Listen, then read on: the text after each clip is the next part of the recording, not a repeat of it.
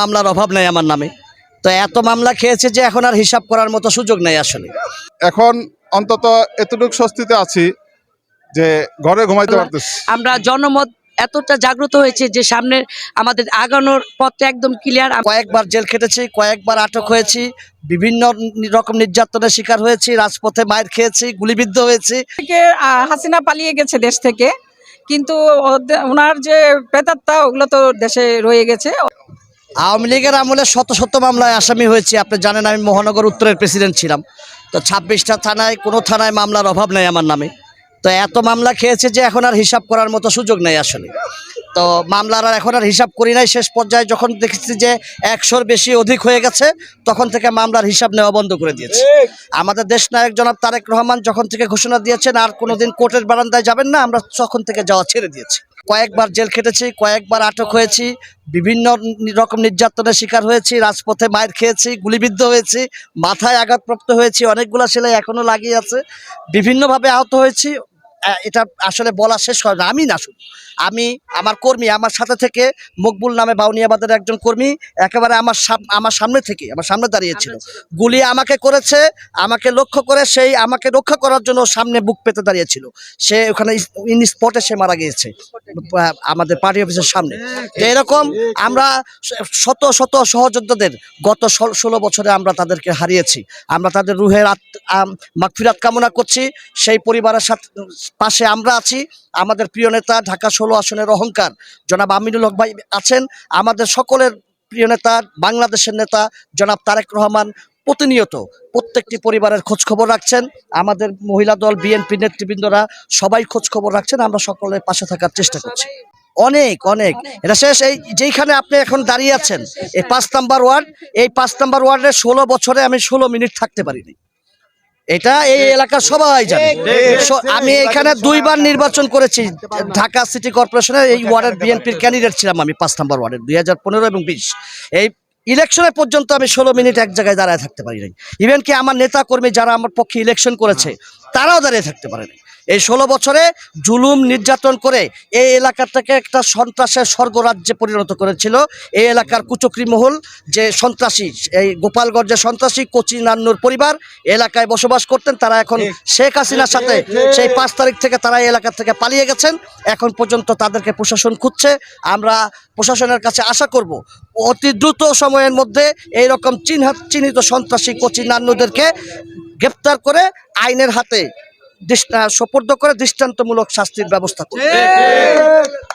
দেশ নায়ক জনাব তারেক রহমান ইতিমধ্যে আমাকে 2বার মনোনীত করেছেন, 2015 এবং 20-এ। উনি যদি আবার আমাকে যোগ্য মনে করেন, আমরা নির্বাচন করতে প্রস্তুত। আর কিন্তু উনি যদি, আমাদের দেশ নায়ক জনাব তারেক রহমান, আমাদের প্রিয় নেতা আমিনুল ভাই এই ওয়ার্ডে যে কোনো ব্যক্তিকে যদি মনোনয়ন দেয়, নির্বাচিত করেন, নমিনেশন দেয়, আমি নিজে আমার সমস্ত কর্মী বাহিনী নিয়ে তার পিছনে থেকে তাকে নির্বাচিত করার জন্য কাজ করব। সবসময় আমরা এখানে ঐক্যবদ্ধ আছি। দলের সিদ্ধান্তই হচ্ছে চূড়ান্ত। আমরা ইতিমধ্যে আপনারা দেখেছেন আজকে এখানে একটি ফ্রি মেডিকেল ক্যাম্প ছিল, যেখানে আমরা যে আওয়ামী সন্ত্রাস নৈরাজ্য যেটা করতো তার এগেনস্টে প্রতিবাদ স্বরূপ আমরা তাদের উপর আক্রমণ করছি না, আমরা ভালো কাজের মাধ্যমে শুরু করেছি।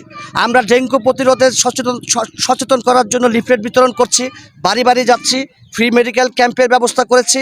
এই এলাকায় খেলার মাঠের জন্য বিভিন্ন কয়েকটি টুর্নামেন্ট ছাড়া হয়েছে। ইতিমধ্যে আমাদের নেতা আশরাফ ভাইয়ের নেতৃত্বে বাউনিয়াবাদে বেশ কয়েকটি টুর্নামেন্ট চলছে। পল্লবীতে বিভিন্ন জায়গায় আমিনুল ভাইয়ের নেতৃত্বে টুর্নামেন্ট শুরু হয়েছে। আমরা এই এলাকায় মাদকের স্বর্গরাজ্য ছিল, এই মাদকের স্বর্গরাজ্যটাকে এবং সন্ত্রাসের যে স্বর্গরাজ্য ছিল, যে বাচ্চা ছেলেরা যে সন্ত্রাসের দিকে চলে যাচ্ছিল, তাদের মনোজগৎকে পরিবর্তন করার জন্য আমরা এখন তাদেরকে খেলাধুলার মাধ্যমে, বিভিন্ন সেবামূলক কর্মকাণ্ডের মাধ্যমে তাদেরকে আমরা অন্য রূপে তাদেরকে আমরা প্রতিস্থাপন করতে চাই, ফিরিয়ে আনতে চাই। এটা হচ্ছে আমাদের জনগণের উপর আমাদের দাবি থাকবে, প্রত্যাশা থাকবে। এই এলাকার সমস্ত সাধারণ মানুষকে আমরা বলতে চাই যে আমরা আপনাদের পাশে আছি, আপনাদের সুখে দুঃখে সবসময় আমরা পাশে থাকবো। বিএনপি সবসময় এক নির্যাতিত নিপীড়িত মানুষের সংগঠন।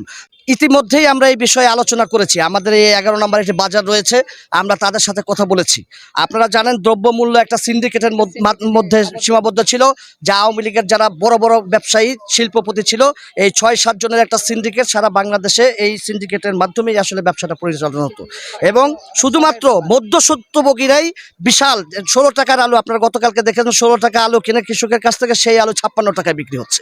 তো এই মাঝখানে যে মধ্যস্বত্বভোগী যারা আছে সেই সিন্ডিকেট আমরা ভেঙে দিতে চাচ্ছি এবং আমি নিজে, আমাদের নেতৃবৃন্দ যারা আছেন, মহিলা দল বিএনপি নেতৃবৃন্দ আছেন, আমরা মিলে প্রয়োজনে আমরা নিজে স্বইচ্ছায় উদ্যোগ নিয়ে আমরা একটা মুক্ত বাজার অর্থনীতিকে সমৃদ্ধ করার জন্য আমরা যাতে ন্যায্য মূল্যে যাতে জিনিসপত্রের দাম আনা যায়, সেজন্য আমরা সরাসরি সেখান থেকে কৃষকদের হাত থেকে কিনে নিয়ে এসে এই এলাকায় একটি সেই জনবান্ধব একটা বাজার পরিবেশ সৃষ্টি করবো ইনশাআল্লাহ। আওয়ামী লীগ সরকার আমলে মামলা, আমি নিজেই 23টা মামলা আমারই দিয়েছে। আমরা প্রতিবাদ মিছিল করতে যাই, আমরা হরতাল অবরোধের পক্ষে মিছিল করতে যাই, আমাদেরকে অ্যারেস্টও করছে। আমাদেরকে আওয়ামী লীগের লোকজন সহ আমাদেরকে ওই তাৎক্ষণিক রাস্তার মধ্যেই অনেক মারধর করছে। আমরা অনেক নির্যাতিত। ওই সময় আসলে আমাদের 16 আসনের নেতা, মাটি মানুষের নেতা আমিনুল হক ভাই, সে আমাদেরকে বারবার জামিনে মুক্তি করছে। আমরা এখন অন্তত এতটুকু স্বস্তিতে আছি যে ঘরে ঘুমাইতে পারতেছি। আমরা কোনো পুলিশি হয়রানি কিংবা কোনো আওয়ামী লীগের সন্ত্রাসীদের দ্বারায় আমরা কোনো নির্যাতিত হচ্ছি না আর কি। উনি আমাদের জননেতা আমিনুল ভাইয়ের হকের আমাদের পল্লবী রূপনগর 16 আসন।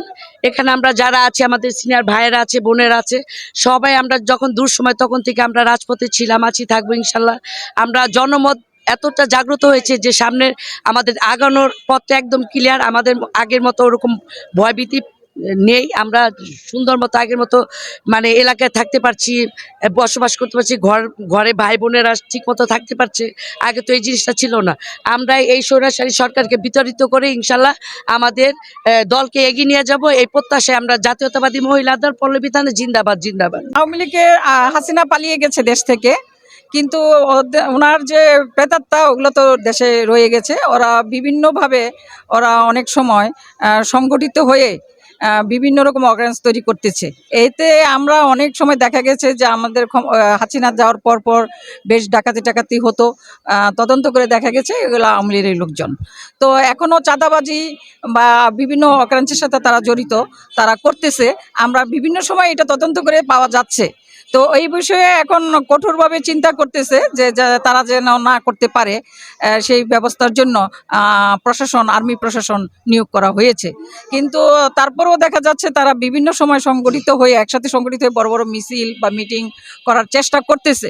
কিন্তু যেখানে তার নেত্রী তাদেরকে ছেড়ে পালিয়ে গেছে, কেন যে তারা এখনো সেটা আশা করে, কেন যে করে সেটা তাদের মনে হয় একটু মানে বুঝতে পারতেছে না।